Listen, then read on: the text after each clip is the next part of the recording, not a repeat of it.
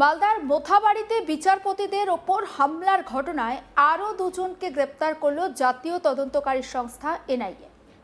ধৃত দুজনের নাম শাহাদাত হোসেন ও আসিফ শেখ।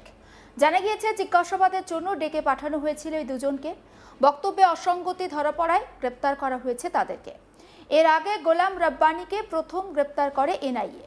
সূত্রে খবর, মোথাবাড়ি বিধানসভার কংগ্রেস প্রার্থী সাইম চৌধুরীকে দীর্ঘক্ষণ জিজ্ঞাসাবাদের পথ ছেড়ে দেয় এনআইএ আধিকারিকরা।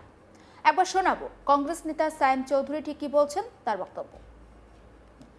আমার সকল কর্মীদের উদ্দেশ্যে আমি বলতে চাই, আমাদের 205টা বুথে মোথাবাড়ি বিধানসভার মধ্যে যতগুলো কর্মী আছেন, কেউ ভয় খাবেন না। আমি রাত্রেবেলায় ফিরে এসেছি আপনাদের সঙ্গে। আমার পুরো দল, আমার পুরো নেতৃত্ব আপনাদের পাশে আছি আমরা। এবং মোথাবাড়িতে এখন অবধি যতগুলো পুলিশের রেড এবং যতগুলো এনআইএ রেড, টোটালটাই এই তৃণমূলের মাননীয় এবং তৃণমূলের যে ক্যান্ডিডেট নজরুল সাহেব তিনি করাচ্ছেন, সেটা আমি কালকে শিওর।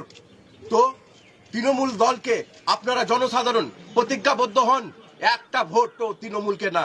কেন কি এরা বিজেপি এবং তৃণমূল দুটো জয়েন্ট হয়ে এগুলো সমস্ত কাণ্ড কারখানা করছে। যতগুলো পুলিশ রেড হচ্ছে, যতগুলো এর ঝামেলা হচ্ছে, প্রত্যেকটার পিছনে তৃণমূল যুক্ত এবং তৃণমূলের ক্যান্ডিডেট যুক্ত। এই ঘটনায় এনআইএ আরও দুজনকে গ্রেপ্তার করা প্রসঙ্গে রাজ্যের বিদায়ী বিরোধী দলনেতা শুভেন্দু অধিকারী বলেন, কোনো রাজনৈতিক দল দেখা উচিত নয়, এরা রাষ্ট্রবিরোধী, তাই এদের জায়গা হওয়া উচিত জেল। ধৃতদের কঠোর শাস্তির দাবি জানিয়েছেন তিনি। শোনাব শুভেন্দু অধিকারীর বক্তব্য। আপনারা দল দেখেন না, ভিডিও ফুটেজ দেখে চিহ্নিতদেরকে গ্রেপ্তার করুন। আপনারা এদেরকে বলুন এরা রাষ্ট্রবিরোধী। যারা জুডিশিয়াল দল দেখছেন কেন? আপনারা দল ধর্ম দেখবেন না। এরা সমাজ বিরোধী, এরা রাষ্ট্রবিরোধী কাজ করেছে। সে তৃণমূলই হোক, আইএসএফই হোক, সিমি হোক, পিএফআই হোক, মুসলিম লীগই হোক, জামাতেই হোক, এদের স্থান হওয়া উচিত জেল। এরা ভারতবর্ষ প্রেমী নয়।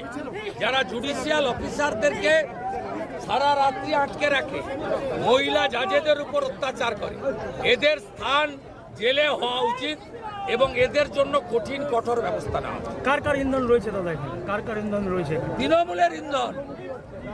সাবিনা ইয়াসমিন নিজে খন্তা নাড়ছে, ভিডিও আমি দেখিয়ে দেবো। 2026-এর 1 এপ্রিল সাপ্লিমেন্টারি তালিকা থেকে মালদা জেলায় নাম বাদ যায় বিপুল সংখ্যক ভোটারের। আর তারপর আমরা দেখি যে মালদা জেলার সুজাপুর বিধানসভার একাধিক এলাকায় জাতীয় সড়ক অবরোধ করা হয়। পথে টায়ার জ্বালিয়ে একেবারে বিক্ষোভ দেখাতে শুরু করেন সেখানকার ভোটার তালিকা থেকে বাদ যাওয়া মানুষজন। এমনকি কালিয়াচক 1 নম্বর ব্লক, সেখানে তারা ধর্নায় বসেন। সুজাপুর বিধানসভা তৃণমূল প্রার্থী সাবিনা ইয়াসমিন সহ দলের কর্মী সমর্থকেরা ধর্ণা দিয়েছিলেন। এরপর সন্ধেবেলায় হঠাৎ করে মোফাক্কারুল ইসলাম গাড়ির ওপর থেকে উস্কানিমূলক কথা বলতে থাকেন। সেই ছবি সোশ্যাল মিডিয়ায় ভাইরাল হয় এবং বাগডোগরা থেকে সিআইডি গ্রেপ্তার করে মোফাক্কারুলকে। মালদার কালিয়াচক 2 নম্বর ব্লকের মোথাবাড়িতে একইভাবে বিক্ষোভ শুরু হয়। সেখানে বিডিও অফিসে 7 বিচারককে আটকে রাখা হয়। পরবর্তীতে পুলিশ কেন্দ্রীয় বাহিনীকে নিয়ে তাদের উদ্ধার করে। পথে একটি গাড়ি ভাঙচুর করা হয়। পরে সুপ্রিম কোর্টের নির্দেশে ঘটনার তদন্তভার নেয় এনআইএ। বুধবার মোফাক্কারুলকে মালদা আদালতে তোলা হয়। আদালত থেকে যাওয়ার পথে মোফাক্কারুল ইসলাম বলেন যে ভোটারদের নাম যতক্ষণ না পর্যন্ত নথিভুক্ত হচ্ছে ততক্ষণ পর্যন্ত আন্দোলন চালিয়ে যাওয়া হবে। এনআইএ পাঠাক আর সিবিআই পাঠাক, তদন্তে আইনের সহযোগিতা করব। আমি সুজাপুরে ছিলাম, কিন্তু মোথাবাড়িতে আমাকে অভিযুক্ত বানিয়েছে। আমি এই আন্দোলনকে উঠিয়ে দিতে সহযোগিতা করেছিলাম। পুলিশের সঙ্গে কথা হয়েছিল, অতিরিক্ত জেলাশাসক ঘটনাস্থলে ছিলেন, সব জানেন। কালিয়াচক কাণ্ডে এনআইএ প্রথম গ্রেপ্তার করে গোলাম রব্বানী নামে একজনকে। কালিয়াচক 2 নম্বর ব্লক অফিসে 7 জুডিশিয়াল অফিসারকে বন্দি করে রাখার ঘটনায় অভিযুক্ত ছিলেন এই গোলাম রব্বানী। সিসিটিভির ফুটেজ দেখে তাকে শনাক্ত করেন কেন্দ্রীয় তদন্তকারী সংস্থার আধিকারিকরা। এরপর আরও দুজনকে গ্রেপ্তার করল জাতীয় তদন্তকারী সংস্থা এনআইএ। আর এই গোটা বিষয়টা নিয়ে আমার কলিগ মিল্টন পাল তার রিপোর্টে কি তুলে ধরেছেন, আসুন দেখায়। মালদার কালিয়াচক 2 নম্বর ব্লকে বিডিও অফিস, সেখানে 7 বিচারক তার কাজকর্ম করছিলেন। ভোট প্রক্রিয়া, ঠিক সেই সময় সেখানে যে সমস্ত ভোটার তালিকায় নথিভুক্ত হয়নি, অর্থাৎ যাদের নাম বাদ গিয়েছে এই মোথাবাড়ি এলাকায়, সেই সমস্ত মানুষেরা সেখানে প্রতিবাদ জানাচ্ছিল। এরপরে সেই মোথাবাড়ি ব্লক যে অফিস রয়েছে, সেই ব্লক অফিসের মধ্যে বিচারককে আটকে রেখে বিক্ষোভ করতে দেখা যায় সেখানকার সাধারণ মানুষদের। পাশাপাশি ওই দিনই যিনি মালদা কালিয়াচক 1 নম্বর ব্লকে সামনে ধর্নায় বসেছিলেন সাবিনা ইয়াসমিন সহ তার কর্মীরা।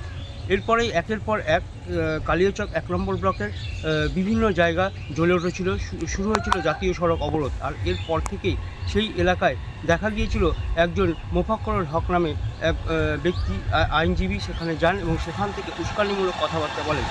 এরপরে শুরু হয় মোথাবাড়ি অর্থাৎ কালিয়াচক 2 নম্বর ব্লকের বিডিও অফিসে এই বিক্ষোভ প্রতিবাদ, অর্থাৎ যেখানে ভোটার লিস্টের তালিকা থেকে নাম বাদ গেছে তাদের নাম নথিভুক্ত করতে হবে। কারণ তাদের সেখানে অভিযোগ ছিল যে বিভিন্ন সময় বিভিন্ন জায়গাতে বিভিন্ন দিন অনেক বছর ধরে তারা ভোট দিয়ে আসছেন, তাদের যে প্রয়োজনীয় নথির কথা বলেছে সেই নথিও দেওয়া হয়েছে, তারপরেও কেন ভোটার তালিকায় নাম নেই, তার প্রতিবাদেই মূলত জ্বলে উঠেছিল এই মোথাবাড়ি যে কালিয়াচক 2 নম্বর ব্লকের বিডিও অফিস রয়েছে সেখানে।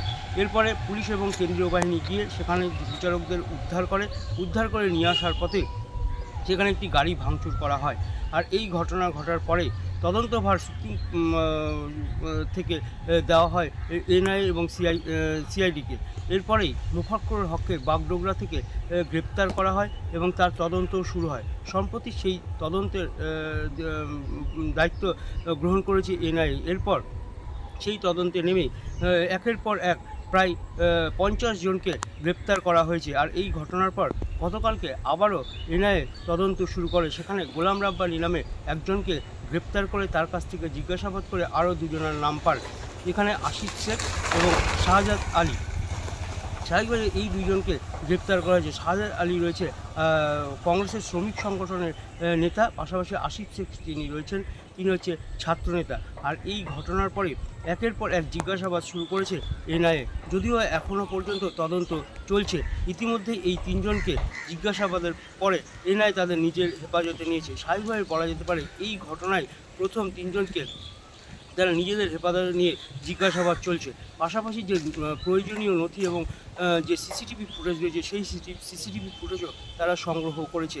ইতিমধ্যে সেই সিসিটিভি ফুটেজ সংগ্রহ করে যে নথি পেয়েছে সেই মতো একের পর এক এনআইএ তার টিম নিয়ে তদন্ত করে চলেছে। স্বাভাবিকভাবে মনে করা হচ্ছে এই ঘটনার পেছনে আর কারা রয়েছে বা আর কোনো নেতৃত্ব রয়েছে কিনা বা কোনো রাজনৈতিক দলের নেতৃত্ব রয়েছে কিনা সেটাও খতিয়ে দেখা হচ্ছে। ইতিমধ্যে যে ওই মোথাবাড়ি বিধানসভা কেন্দ্রের যিনি কংগ্রেস প্রার্থী হচ্ছেন সায়েম চৌধুরী, তাকে জিজ্ঞাসাবাদের জন্য ডেকে পাঠানো হয়েছিল এবং তাকে জিজ্ঞাসাবাদের পরে ছেড়েও দেওয়া হয়েছে। ইতিমধ্যে সায়েম চৌধুরী অভিযোগ করেছে এই ঘটনা ষড়যন্ত্র করা হচ্ছে।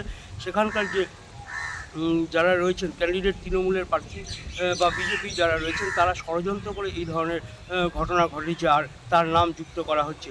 এটা যে মোথাবাড়ি এলাকার মানুষদেরকে ভুল বোঝানো হচ্ছে, এটা কখনোই ঠিক নয়। সমস্ত আপডেট পৌঁছে দেবো আপনাদের কাছে, নজর রাখুন। আজ তাক বাংলায় সাবস্ক্রাইব করতে ভুলবেন না।